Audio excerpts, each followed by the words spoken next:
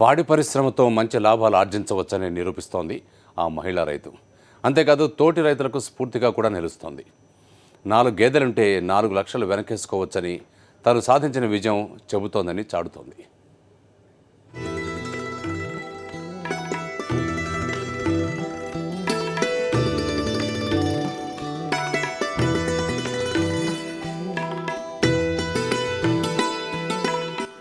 వ్యవసాయంలో సీజన్లుంటాయి. వ్యవసాయంలోనే కాదు, దాదాపు అనేక వ్యాపారాల్లో సీజన్లుంటాయి.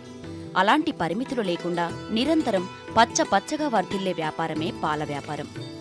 ఈ రహస్యాన్ని గ్రహించిన మహిళలు ఎన్ని ఒడిదుడుకులు ఎదురైనా భయపడకుండా 4 గేదెలతో కుటుంబాన్ని ఒంటి చేస్తున్నారు. ఇదిగో ఈ మహిళనే చూడండి. ఈమె పేరు దేవరపల్లి లక్ష్మీ నరసింహ నాగరత్నం. ఖమ్మం జిల్లా కల్లూరు మండలం లింగాల గ్రామానికి చెందిన ఈమె 1985లో ఓ గేదెను తెచ్చుకొని పాల వ్యాపారం ప్రారంభించింది. అప్పుడు ఆ రోజుల్లో అంటే 1985లో నీటి కొరత వల్ల పంటలు పూర్తిగా దెబ్బతిన్నాయి. వ్యవసాయం క్షీణదశకు చేరుకున్న రోజులవి. ఆ రోజుల్లో నాటి కరువు పరిస్థితుల్లో ఈ దేవరపల్లి నరసింహరత్నం ఓ గేదెతో ప్రారంభించిన పాల ఉత్పత్తి సంవత్సరం తిరిగేసరికి చక్కగా వృద్ధి చెందింది. ఒక గేదెకు 4 గేదెలు తోడయ్యాయి. మహిళా లోకంలో రత్నంలాంటి లక్ష్మీ నరసింహరత్నాన్ని చూసి తోటి రైతుల భార్యలు కూడా స్ఫూర్తి పొందారు. దాంతో గ్రామమంతా పాడి పశువుల కోలాహలంతో కళకళలాడింది. పాడి పరిశ్రమ 3 గేదెలు 6 దూడలన్నట్టుగా అద్భుతంగా వృద్ధి చెందింది. నాడు దేవరపల్లి నరసింహరత్నం ఈ గ్రామంలో తెచ్చిన పాల విప్లవం ఫలితంగా ఇప్పుడు లింగాల గ్రామంలో రోజు 3000 లీటర్ల పాల ఉత్పత్తి జరుగుతోంది. మేము ఫస్ట్ ఒక 85లో ఒక గేదె ఉంది. దాన్ని పిల్లలు చదివించుకోవడానికి మనకి అప్పుడు పంటలు వాటర్ లేదు, మనకి పంటలు పండలేదు 85లో. మరి పిల్లల చదువులకి తినడానికి కూడా లేవండి. పొలాలు అయితే ఉన్నాయి, మాకు పంటలు లేవు. ఇక భవిష్యత్తులో ఏం ఆలస్యాలను తెలియక ఒక గేదెను కొనుక్కున్నామండి. ఫస్ట్ కొనుక్కొని దాన్ని 10 లీటర్ల పాలు పోసుకుంటా ఆలోచించుకుంటూ ఒక దాని మీదనే మళ్ళీ ఇంకో 2 కొనుక్కున్నాం. 2, 3, 5, 10 గల కొన్నాం. 10 నుంచి 20 దాకా పెట్టుకున్నామండి గేదెలు. 20 నుంచి అప్పుడు 120 లీటర్లు 115, 120 లోగులో పాలు పోసేవాళ్ళం. అప్పుడు రోజుకి 1200, 1300 వచ్చేవి. అప్పుడు వాటితోటే పిల్లలకి చదువు, మా ఇంటి ఖర్చులు, పంటలు లేవు, అన్నీ ఎల్లబుచ్చుకొని బాబుని బయటికి చదివించుకున్నాం. అమ్మాయికి పెళ్లి చేసాము. అమ్మాయిని కూడా డిగ్రీ చేయించాను. బాబుని ఇంజనీరింగ్ చేయించి ఆస్ట్రేలియా పంపించుకున్నాము పాల మీదనే. వాడు కూడా పై చదువు చదువుకొని మళ్ళీ వచ్చి మన ఇండియాలోనే బెంగళూరులో జాబ్ చేస్తుంది. ఇప్పుడు మా బాబు 10 లక్షలు పెట్టి ఇల్లు కట్టుకున్నాం. మేమంతా హ్యాపీయేనండి పాలన గురించి. పాడి పరిశ్రమను దైవ సమానంగా భావించి నిరంతరం ఈమె చేసిన కృషి ఫలితంగా ఈమె కుమారుడు ఎంటెక్ చదువుకోగలిగాడు. కుమార్తెకు వివాహం చేసి 25 లక్షల రూపాయలతో ఇల్లు కూడా కట్టిన ధీశాలి దేవరపల్లి లక్ష్మీ నరసింహ నాగరత్నం. అందుకే ఆమె ఉత్తమ మహిళా రైతు అయ్యారు. ఈ అవార్డును కూడా రైతు బాంధవుడు డాక్టర్ వైఎస్ రాజశేఖర్ రెడ్డి చేతుల మీదుగా అందుకోగలిగారు. జూన్ 7వ తారీఖు గౌరిగూడెంలో జరిగిన రాజశేఖర్ రెడ్డి గారి మీటింగ్లో నేను పాడి పరిశ్రమ గురించి మాట్లాడాను. ఆ రాజశేఖర్ రెడ్డి గారు నాకు అవార్డు ఇచ్చారు.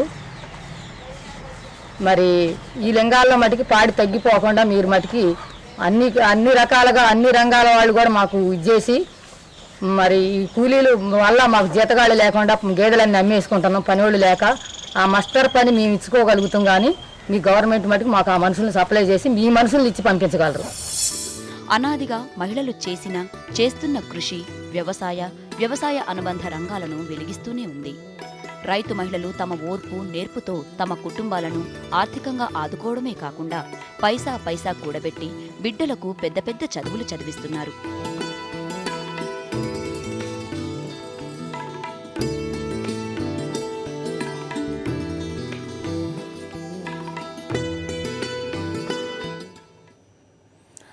పూల సాగుతో మంచి లాభాలు ఆర్జిస్తున్నారు మహిళా రైతులు. తాము ఉపాధి పొందడమే కాకుండా రైతు కూలీలకు కూడా ఒక దారి చూపుతున్నారు. మగవాళ్ల సహాయం లేకుండా పెద్దగా కష్టపడాల్సిన పని లేకుండా చక్కగా సొంత పెరడుల్లో పొలాల్లో పూల పంటలు వేసి కాసులు పండిస్తున్నారు.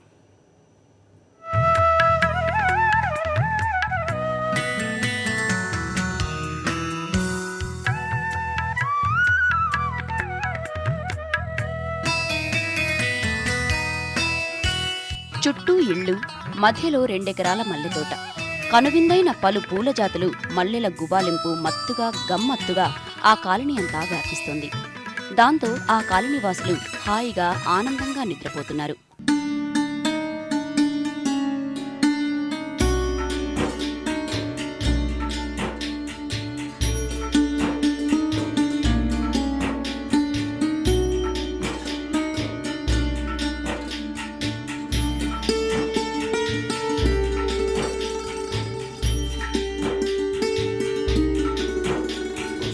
కాకినాడ దగ్గర గల శెట్టిబలజపేట కాలనీవాసుల ఈ అదృష్టం వెనుక ఈ ఆదర్శ మహిళా రైతు శ్రమ దాగి ఉంది. ఈమె పేరు లక్ష్మీ పద్మజ. కాలనీ మధ్యలో 2 ఎకరాల్లో మల్లెతోట వేసి తాను ఉపాధి పొందడమే కాకుండా 10 మంది తోటి మహిళలకు ఉపాధిని అందజేస్తోంది లక్ష్మీ పద్మజ.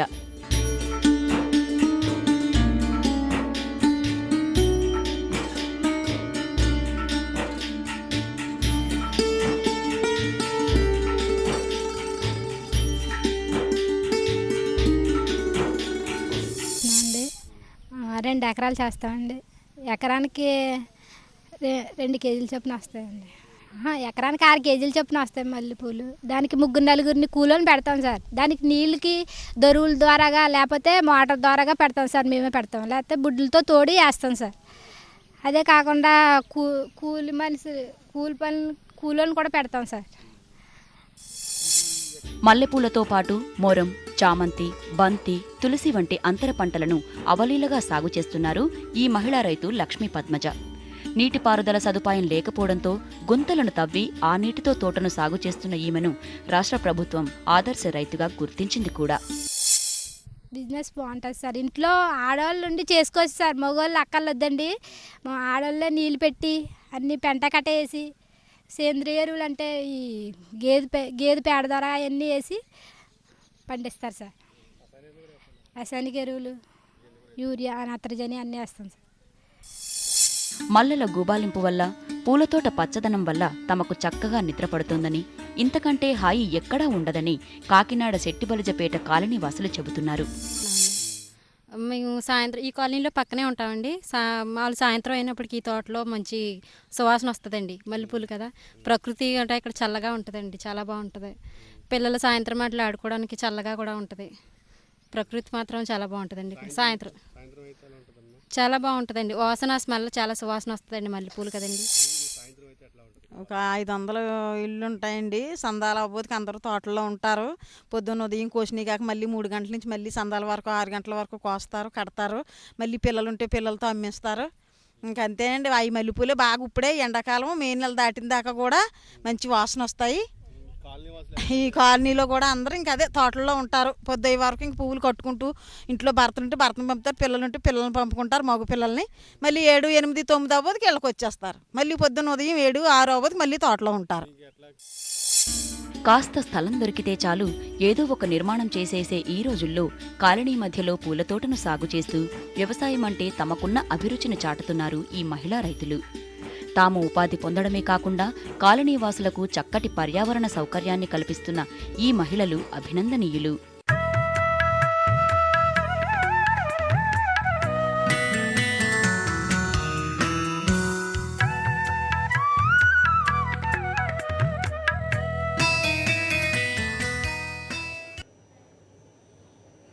ఎట్టకేలకు రైతుల ఆత్మహత్యల్ని ఏపీ ప్రభుత్వం అంగీకరించింది. ఆత్మహత్య చేసుకున్న రైతులకు పరిహారం పెంచింది. 3.5 లక్షల పరిహారంతో పాటు 1.5 లక్షల లోన్ ఇవ్వాలని నిర్ణయించింది. తొలుత ప్రభుత్వం ఆత్మహత్యలే లేవని చెప్పింది. తర్వాత అనంతపురం నేతలు 7 ఆత్మహత్యలని చెప్పారు. దీంతో ఇప్పుడు అనంతపురంలో 29 రైతు కుటుంబాలకు పరిహారం ఇవ్వాలని నిర్ణయించింది. వైఎస్ఆర్సీపీ అధినేత వైఎస్ జగన్ పర్యటనతో హడావుడిగా జీవో ఇచ్చింది ప్రభుత్వం.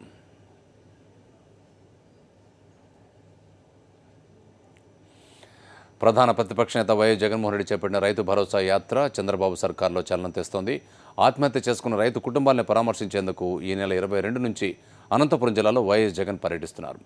ఏపీలో రైతుల ఆత్మహత్యలు జరగలేదని, బలవన్మరణానికి పాల్పడిన వారంతా కుటుంబ కలహాలు, ప్రేమ వ్యవహారాలతోనే మరణించారంటూ సాక్షాత్తు సీఎం చంద్రబాబు పలు సందర్భాల్లో వ్యాఖ్యానించడం వివాదాస్పదమైంది.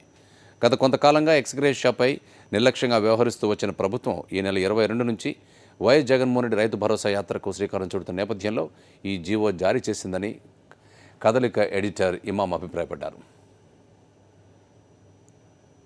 వాస్తవానికి ఆత్మహత్యలు కాదు, ఇవి ప్రభుత్వ హత్యలు. అసలు ఇంత ముందు ఆత్మహత్యలు జరిగినాయి, కొన్ని సిస్టమ్స్ వాటితో జరిగినాయి. కొంతమందిని డైరెక్ట్గా మనము ఈ మీ రైతులు ఆత్మహత్య చేసుకోవడానికి we cannot attribute directly motives. But this time ఏంటంటే తను చెప్పి నేను కడతాను, రుణాలు కడతాను, చేనేత కార్మికులవి, డాక్రా మహిళలవి, రైతులు అన్ని కడతానని చెప్పి అధికారంలోకి వచ్చినాక పొజిషన్ బాగాలేకపోతే you would have communicated. This a part నాకు ఉన్నది డివిజన్ తర్వాత I realised I made a mistake. So నేను మళ్ళీ మీకు ఏదో పద్ధతుల్లో నేను కంపెన్సేట్ చేస్తాను అదని చెప్పిండొచ్చు కదా. చెప్పకుండా కట్టద్దండి, ఇంకా మరీ కట్టద్దు.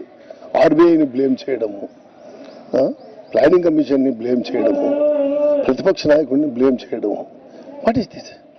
చిన్న ప్రజలు కట్టద్దండి అంటే వాళ్ళు కట్టలే అమాయకులు వాళ్ళు. సో కట్టని దానికి నువ్వు ఈ పొద్దు ఎంత ఇబ్బంది పడుతున్నారు తెలుసా వాళ్ళు. ఒక్కొక్క సూసైడ్ కేసుని కనుక చూస్తే హృదయం ద్రవించిపోతుంది. మాఫీ కాకపోవడం వల్ల ఆత్మహత్యలు జరుగుతాయి. డెఫినెట్ మీరు కేసులు ఏవైనా తీసుకోండి. ఈ మధ్య స్టార్ట్ అయినది అది కూడా చంద్రబాబు గారు ముఖ్యమంత్రిగా ఉన్నప్పుడే. చియ్యేడులు Narasimhulu first farmer suicide is registered. Narasimhulu Somesh Kumar collector ఉన్నప్పుడు ఇట్ ఈస్ రిజిస్టర్డ్. ఆ రోజు కూడా ఈయన ఏదైనా గౌరవప్రదంగా కంపెన్సేషన్ చేయడానికి ఒప్పుకోలేదు. ఆయన ఈజ్ నాట్ యాక్సెప్టెడ్.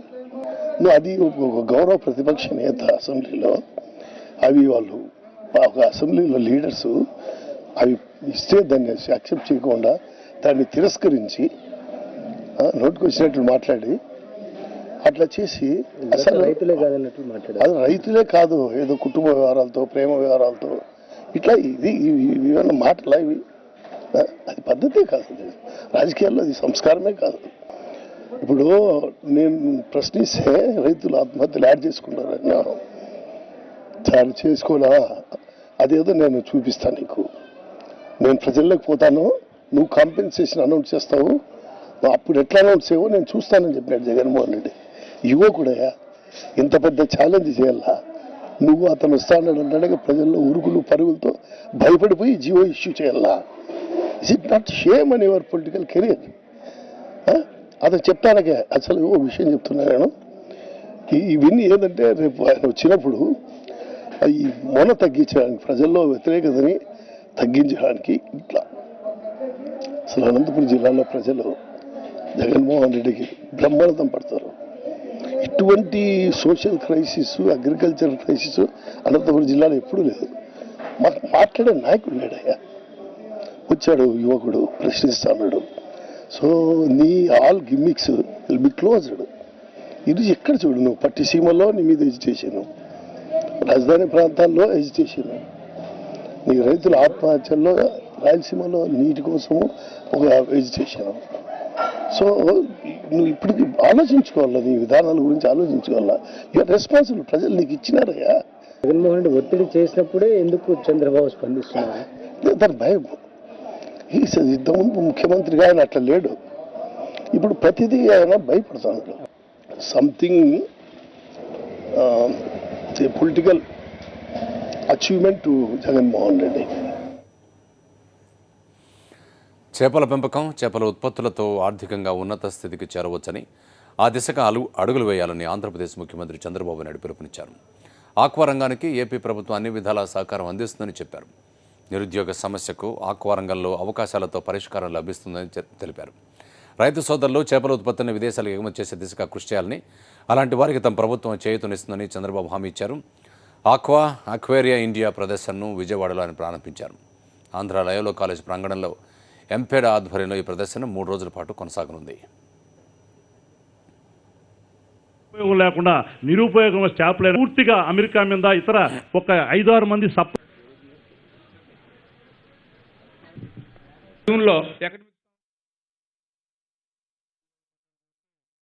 చాలా పెద్ద ఎత్తున స్కిల్ అప్గ్రేడేషన్ కూడా కావాలి. ఈరోజు మన రాష్ట్రంలో మనం చేపలు పండిస్తున్నాం. ఒకటి ఏదైతే మీరంతా కూడా చూస్తే పెద్ద ఎత్తున బ్యాకిష్ చేపలు పండిస్తున్నాం, బ్యాకిష్ వాటర్లో వస్తూ ఉంది. రెండోది ఫ్రెష్ వాటర్లో కూడా మనం చేపలు పండిస్తున్నాం. మూడోది ఏదైతే సముద్రంలో కూడా మనం చేపలు పట్టుకుంటున్నాం. కానీ సముద్రంలో కూడా మనం నేవీ చీఫ్ వచ్చి నాకు చెప్పింది, మన దగ్గరుండే బోట్లన్నీ కూడా ఒక్క లెవెల్ వరకే పోతున్నాయి. అక్కడి నుంచి పోవడం లేదు. ఈ ఫిషర్మెన్ కూడా దూరంగా పోలేకపోతున్నారు. దానికి కూడా ఇబ్బందులు వచ్చాయి. కాబట్టి గవర్నమెంట్ చొరవ తీసుకుంటే అలాంటి బోట్స్ కానీ తెప్పించగలిగితే దూరంగా అంటే డీప్ సీ కూడా పోయి ఈ చేపలు పట్టుకునే అవకాశం ఉంటుంది. ఈరోజు వేరే దేశాల నుంచి వచ్చి వాళ్ళు మన టెరిటరీలో ఈ చేపలు పడుతున్నారని కూడా చెప్పే పరిస్థితికి వచ్చింది. అది కూడా నేను ఆలోచిస్తున్నాను.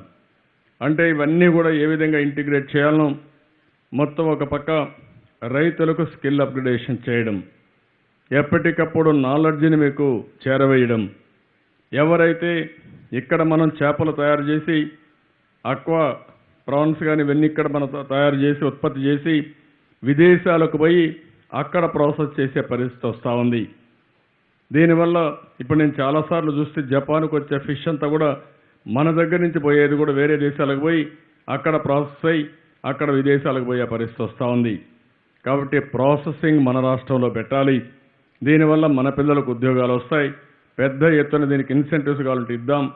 మ్యానుఫ్యాక్చరర్స్ ఎవరైతే ఉన్నారో ప్రాసెస్ చేసే వాళ్ళందరికీ ప్రోత్సాహం ఇస్తామని చెప్పి కూడా నేను హామీ ఇస్తున్నాను. అదే మరి ఇంకొక పక్కన చూస్తే విదేశాలకు ఎగుమతి చేయడంలో కూడా మనం ఇంకా ముందుకు పోవాల్సిన అవసరం ఉంది. చాలా డిమాండ్ ఉంది. ఫిష్కి కానీ అక్వా ప్రోడక్ట్స్కి అయితే చాలా డిమాండ్ ఉంది. మెరైన్ ప్రోడక్ట్స్కి అన్నిటికీ డిమాండ్ ఉంది. దీన్ని పెద్ద ఎత్తున మనం తీసుకుపోవాల్సిన అవసరం ఉంది. వంటకాల్లో అగ్రభాగం నిలిచే పప్పు ధాన్యాల సాగు క్రమంగా తగ్గిపోతోంది. తక్కువ విస్తీర్ణంలో సాగు చేస్తుండటంతో ధరలు నింగినంటే ప్రమాదం పొంచి ఉంది. కంది, పెసర, బొబ్బెర్లు, మినుములు, శనగ, ఇతర పప్పు ధాన్యాల సాగు గణనీయంగా తగ్గిపోయింది. వరంగల్ జిల్లా రాయపర్తి మండలంలోని రాగన్నగూడెం, తిరుమలాయపల్లె, కాట్రపల్లె, మొరిపిరాల, గన్నారం గ్రామాల్లో గత ఏడాది కంటే ఈ ఏడాది పప్పు ధాన్యాల సాగు తీవ్ర స్థాయిలో తగ్గిపోయింది. వర్షాభావ పరిస్థితుల్లో తెగుళ్ల ఉధృతికి తోడు వ్యవసాయ శాఖ పరంగా అందని సహకారంతో క్రమంగా ఈ పంటల సాగు కనుమరుగవుతోంది. రైతు చైతన్య యాత్రలు, క్షేత్రస్థాయి సందర్శనలు మొక్కుబడిగా నిర్వహిస్తుండటంతో రైతులకు ప్రయోజనం లేకుండా పోతున్నాయన్న విమర్శలు వస్తున్నాయి. సంవత్సరం మాకు ఆరుతడి పంటలు వేసుకోమని ప్రభుత్వం చెప్పిన మేరకు మేము బొబ్బెర, పెసర, మినుము లాంటివి వేసాం సార్. ఈ వర్షం లేక వాతావరణం మన విత్తనాల ప్రభావం వల్ల మాకు పెట్టుబడులు బాగా ఎకరాన 8,000 ఇమ్మడి అయినాయి సార్. ఇప్పటికీ 2 ఎకరాల 16,000 అయినాయి సార్. ఆ 16,000 మాకు ఇప్పుడు విత్తనాలు సంచులు కిరాయి సుధా కొడతట్లేదు సార్. మాకు ప్రభుత్వం ఆదుకోవాలని మేము కోరుతున్నాం సార్. ఆరుతడి పంటలు అని గవర్నమెంట్ చెప్పుకుంటూ ఉంటా అంటే మేము ఆల్రెడీ చాలా మంది ఆరుతడి పంటలు పెట్టుకోవాలని పెట్టుకుంటా పోయినాం. కాకపోతే ఏంటంటే పోయినసారి వచ్చిన దిగుబడులు రాక ఇప్పుడు ఈ ఈ ఈ సంవత్సరం సుత పత్తులు పీకి ఆరుతంటలు వేసుకోవడం జరిగింది. కానీ ఇక్కడ వైరస్ ఇప్పుడు విత్తన శుద్ధి లేకపోవడం వల్ల ఏదో వాళ్ళు విత్తన సెంటర్ పోయి తెచ్చి వేయడం వల్ల సరిగా ఈ పంటలు పండగ వైరస్ వచ్చి ఇప్పుడు దిగుబడి మనం పెట్టిన పెట్టుబడి రాకుండా నష్టపోయే అవకాశం ఉంది. బొబ్బెర లేచి కూడా పూత మోపున వదిలిపెట్టినాం. ఈ మందు బస్తలు, పై మందులు అన్నీ 100, 200, 1000 పెడితేనే కదా అవి వచ్చేది. అన్నిటికీ రేట్లు పెరిగినాయి. ఇక ఇదంతా ఎందుకు, దీంతో పాటు వదిలేద్దామని ఆశ వదిలించుకున్నాం, వదిలిపెట్టినాం. నాకున్న 10 గుంటలల్లో బొబ్బెర్లు వేసాను. బొబ్బెర్లు వేస్తే మొదట్లో మంచిగా మొలిచింది. ఇతర మొలిచిన తర్వాత దానికి వైరస్ వచ్చి అది ఎందుకు కాకుండా పోయింది. పెట్టిన పెట్టుబడి వచ్చే పంట నష్టపోయినాం. చాలా పెట్టుబడి విత్తనం కూడా వచ్చే పొజిషన్ లేకుండా పోయింది. అన్నదాతకు అండగా ఉండేందుకు అన్ని సంఘాల నేతలు కలిసి వచ్చారు. చేయి కలిపి వారికి చేతునిచ్చేందుకు కదిలి వచ్చారు. రౌండ్ టేబుల్ సమావేశాన్ని నిర్వహించి ఆఖరి పోరాటం చేసేందుకు సమాయత్తమయ్యారు. రాజధానిలో బలవంతపు భూ సమీకరణను వ్యతిరేకిస్తూ పలు అంశాలపై సమావేశంలో తీర్మానం చేశారు. ఏపీ కొత్త రాజధానికి భూములు ఇవ్వమంటున్న రైతులకు బాసటగా నిలిచేందుకు రాజకీయ పార్టీలతో పాటు ప్రజా సంఘాలు, రైతు సంఘాలు నడుం బిగించాయి. ఉద్యమాన్ని ఉధృతం చేసే పనిలో పడ్డాయి. ఇప్పటి వరకు విడివిడిగా నిరసన కార్యక్రమాలు చేపట్టిన రాజకీయ పార్టీలు, ప్రజా సంఘాలు, రైతు సంఘాలు ఒక తాటిపైకి వచ్చాయి. సమిష్టిగా పోరాడేందుకు రాజధాని ప్రాంత రైతు కూలీల పరిరక్షణ వేదికను ఏర్పాటు చేశాయి. ల్యాండ్ పూలింగ్ విధానంపై మండిపడ్డారు. రాజధాని నిర్మాణానికి 1000 ఎకరాల భూములు ఎందుకని ఆగ్రహించారు. రైతుల పొట్టకొట్టి సింగపూర్ కంపెనీలకు ప్రభుత్వం దోచిపెట్టేందుకే లక్షల ఎకరాలు సేకరిస్తోందని ఆగ్రహించారు. 29 గ్రామాల్లో రైతుల నుంచి బలవంతంగా భూములు లాక్కునేందుకు ప్రభుత్వం ప్రయత్నిస్తోందని ఆరోపించారు. నవ్యాంధ్ర రాజధాని పేరుతో రైతులను ప్రభుత్వం వేధిస్తోందని వైసీపీ నేతలు మండిపడ్డారు. 3 పంటలు పండే భూములను నాశనం చేయడం అన్యాయమన్నారు. చంద్రబాబుకు తోడుగా కేంద్ర ప్రభుత్వం కూడా ఎన్నో ఏళ్లు పోరాడి తెచ్చిన భూసేకరణ చట్టం స్థానంలో ఆర్డినెన్స్ జారీ చేయడం రైతులను మోసం చేయడమే అన్నారు. రాజధానికి భూములు ఇవ్వమన్న రైతులను అన్ని రకాలుగా ఒత్తిడి తీసుకొచ్చి ఇబ్బంది పెడుతున్నారని మండిపడ్డారు. ఇవాళ జరుగుతున్న దాని మీద మాత్రం ఏకకంఠాన్ని వినిపించవలసినటువంటి బాధ్యత ప్రజా సంఘాల మీద, రాజకీయ పక్షాల మీద ఉన్నదని నమ్ముతాం. ఎందుకంటే కొత్తగా అధికారంలోకి వచ్చినటువంటి రాజకీయ పార్టీ ఏలుకన్నా బలంగా ఉందని వాళ్ళు భావిస్తున్నారు. మనం అందరం గడ్డి పథకంలా తీసిపారేయడానికి ప్రయత్నం చేస్తున్నారు. మరి గడ్డి పథకాన్ని కూడా ఎంటుగా ఏర్పడవలసినటువంటి చరిత్రాత్మక అవసరం వాళ్ళు ఏర్పడిందని నేను నమ్ముతా ఉన్నాను. మేము గడ్డి పథకమే, మీరు గడ్డి పథకమే, అందరం కలిసి ఆ ఏడుగు లాంటి ప్రభుత్వాన్ని కట్టివేసేటటువంటి ప్రయత్నం చేయకపోతే చరిత్ర ఎప్పటికీ క్షమించదు. ముఖ్యంగా జరుగుతున్న 4 గంటల పాటు సాగిన రౌండ్ టేబుల్ సమావేశంలో కీలక తీర్మానాలు చేశాయి. ల్యాండ్ పూలింగ్ ను వెంటనే నిలిపివేయాలని, భూ సమీకరణ ప్రక్రియపై హైకోర్టు జడ్జితో విచారణ జరిపించాలని తీర్మానం చేసింది. కేంద్ర ప్రభుత్వం తీసుకొచ్చిన భూసేకరణ ఆర్డినెన్స్ ను వెంటనే ఉపసంహరించుకోవాలని, ఇదే అంశంపై అన్నా హజారే చేయబోతున్న నిరాహార దీక్షకు మద్దతు ప్రకటించాలని తీర్మానించారు. రాజధాని రైతుల తరపున ప్రత్యేక బృందం హజారేతో పాటు జాతీయ పార్టీ నేతలను కలిసి కేంద్రంపై ఒత్తిడి తీసుకురావాలని నిర్ణయించారు. ఈ నెల 23, 24 తేదీల్లో రాజధాని గ్రామాల్లో రైతులంతా సామూహిక నిరాహార దీక్షలు చేపట్టాలని తీర్మానించారు. 23, 24 అదే ఆ 2 రోజులు కూడా మన రాజధాని ప్రాంతంలో ఎక్కడనేది ప్లేస్ రేపు నిర్ణయిస్తాం. అందరం కూర్చొని రైతు నాయకులందరూ కూడా కూర్చొని నిర్ణయిస్తాం. అక్కడ ప్రజా సంఘాలందరం కూర్చొని నిర్ణయిస్తాం. ఆ నిర్ణయించిన ప్లేసులో నిరాహార దీక్ష కార్యక్రమాన్ని ఆయనకి మద్దతుగా ఇక్కడ కూడా కార్యక్రమం జరుగుతుంది. రాజధాని రౌండ్ టేబుల్ సమావేశం భూములు ఇవ్వడానికి వ్యతిరేకిస్తున్న రైతుల భరోసా కల్పించింది. రైతులకు అండగా ఉండేందుకు ప్రజా సంఘాలు, రైతు సంఘాలు, రాజకీయ పార్టీలు ఏకమవ్వడం ప్రభుత్వానికి ఇబ్బందిగా మారే అవకాశం ఉంది. రవీంద్రారెడ్డి, సాక్షి న్యూస్, గుంటూరు. ల్యాండ్ పూలింగ్ను వ్యతిరేకిస్తూ ఏపీ రాజధాని ప్రాంత రైతులు హైకోర్టును ఆశ్రయించారు. సానుకూలంగా స్పందించిన హైకోర్టు రిట్ను పరిగణలోకి తీసుకుంది. తదుపరి విచారణ సోమవారానికి వాయిదా వేసింది. క్లాస్ 22 సెక్షన్ 252 ఆఫ్ సిఆర్డీఏ చట్టం ప్రకారం స్వతహాగా భూములు ఇస్తేనే తీసుకోవాలని, బలవంతంగా భూములు లాక్కునే పరిస్థితి సర్కారు తెచ్చిందని రైతులు అంటున్నారు. ల్యాండ్ పూలింగ్కు వ్యతిరేకంగా జనవరి 22న నోటీసు ఇచ్చామని రైతులు తెలిపారు.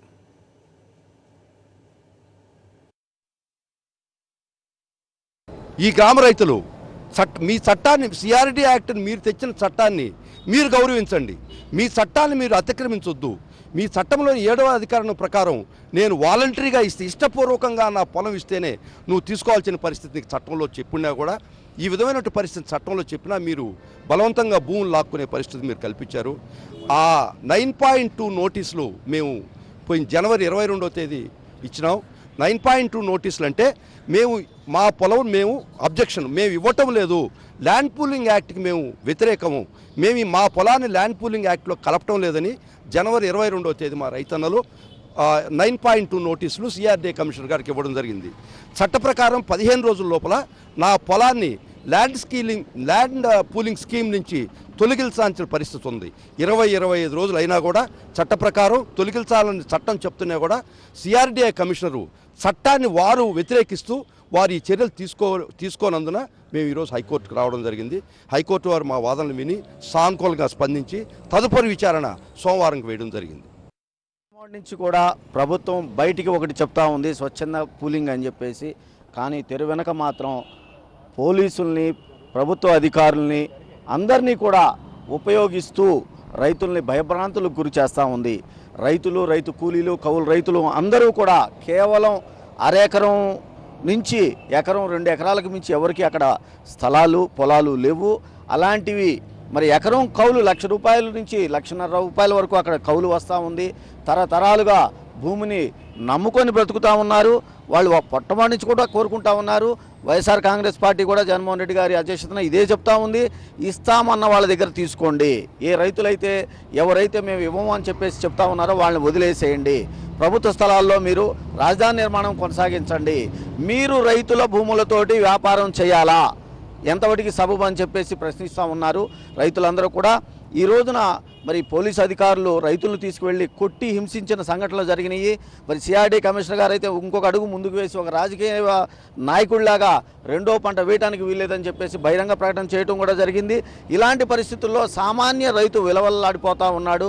మాకు న్యాయస్థానాల మీద చట్టాల మీద అపారమైన గౌరవం ఉంది కాబట్టి ఏదైతే సిఆర్డీఏ చట్టంలో అసలు నిబద్ధత లేని చట్టం మీరు ఏదైతే పట్టుకున్నారో ఆ నిబద్ధత లేని చట్టంలో మరొక నిబద్ధతను మీరు పాటించండి.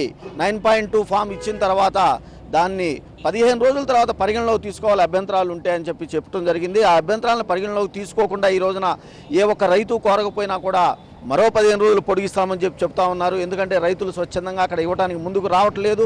వాళ్ళు అనుకున్నంత పొలం ఇవ్వలేదు కాబట్టి, సమీకరణకు రాలేదు కాబట్టి.